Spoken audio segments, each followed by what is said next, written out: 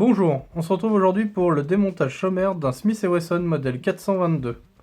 La particularité de celui-ci sera que pour le démontage, nous aurons besoin d'une petite douille de 22 long rives qui est ici.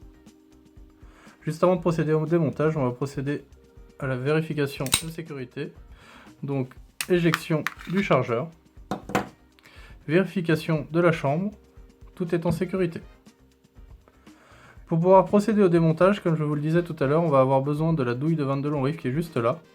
On va la positionner sur la partie qui est juste ici. Nous allons donc placer l'arrière de l'étui juste ici, de cette façon, pour pouvoir bloquer la petite partie qui est à l'intérieur de la culasse, qui bloque le ressort de culasse qu'on peut voir juste là. On la met en place, on relâche notre culasse, et on voit effectivement que la douille vient se positionner toute seule.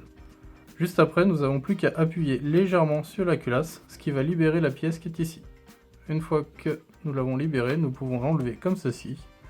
Et nous allons pouvoir retirer la culasse en arrière, tout en enlevant la douille, ce qui va libérer le ressort de culasse qui est juste ici. Une fois que nous l'avons enlevé, nous pouvons retirer la culasse. L'arme est démontée pour un nettoyage sommaire. Afin de procéder au remontage, nous allons faire la même manipulation mais dans le sens inverse. Nous allons commencer par pondre l'arme, récupérer notre culasse et venir la positionner juste ici. Une fois que celle-ci a retrouvé son emplacement d'origine, nous la reculons au maximum de façon à pouvoir venir mettre le ressort de culasse à l'intérieur. Cette manipulation, après nous allons devoir remettre la douille à l'emplacement où on l'a mise tout à l'heure pour le démontage.